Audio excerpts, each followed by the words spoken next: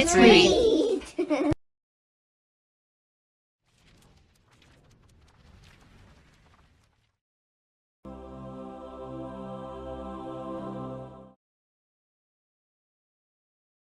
So this is Chapter 7, Grizzzle's Strange Companion. Watching the enraged female buffalo gallop toward Turk and Flora, I realized they would be torn to pieces in minutes. Quickly, I raised my double-barreled gun and fired. The buffalo fell dead only a few feet away from the terrified dogs. "Good shooting, Father," cried Ernst, as the boys rushed forward to observe the killed animal. "Now, are you going to kill the little buffalo, too?" "No," I said. "With Grizzzle lost and probably gone, I'll need this fellow to take his place. Come help me tie his legs." This done, I next took a pocket knife and cut a small hole in the buffalo's nostrils in which I inserted a string. Naturally, the creature was furious.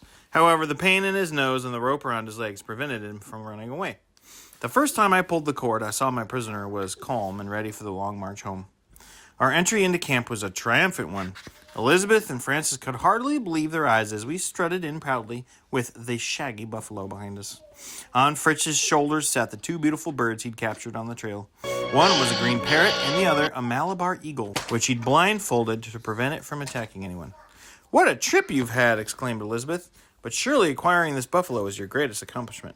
"Papa, Papa," called Francis, running alongside the buffalo. "What are you going to do with him?" "Right now, I'm going to tie him up with the cow and see how they get along." "Maybe we should feed him first," Jack suggested, and he handed the newcomer some milk and sliced up roots. Greedily, the buffalo devoured it and all began to browse peacefully next to the cow. "Fritz, where are you going to put your birds?" Ernst asked. "Over here," Fritz answered, and he fastened both the parrot and eagle to the same tree root, but foolishly removed the blindfold from the eagle's eyes. The eagle flew into a rage and killed the poor parrot. "Bad bird!" Fritz screamed. "I'm going to break that neck of yours." "Wait!" Fritz cried. "You can always find another parrot, but never such a magnificent hunter as this eagle. Properly trained, it'll be able to catch many birds for us. Let me have it, and it'll soon be as submissive as a new dog." With that, Ernst lit up a pipe and began to blow the tobacco smoke into the eagle's face. "This is an old trick used by the Carib Indians," he told us. "Once the eagles became senseless from the smoke, the Indians were able to tame them." "You've killed him," yelled Fritz as the bird stood motionless on his perch. "How could he be dead and still stand?" Ernst retorted. "He'll come out of the trance in a minute." And Ernst was right. Soon the bird opened its eyes and looked at us in surprise. Its anger was gone, and in only a few days it was tame. Amazingly enough, we were able to repeat the same procedure not long afterwards. Elizabeth, feeling the rope ladder was dangerous, urged me to build a set of winding stairs inside the hollow tree trunk. When I first chopped into the tree, hundreds of bees swarmed out, buzzing menacingly and stinging the children. "Why not try putting the bees in a stupor like we did with the eagle?" Franz suggested. "All right," I said, and the scheme worked beautifully. Once the bees were asleep, we cut the combs loose and put them in some gourds, which we nailed to a nearby tree. The bees had 2 brand new hives. We had an abundant supply of delicious honey, and in a month's time, Elizabeth had her winding stairs. It was a time of great prosperity at Falcon's Nest. Elizabeth spent her days at a handsome loom, weaving cloth from the fibers of the flax plants we discovered. The boys and I were planting crops and constructing a fountain. We even built a stable to house our growing family of animals. The pig had given birth to a litter of 7 piglets.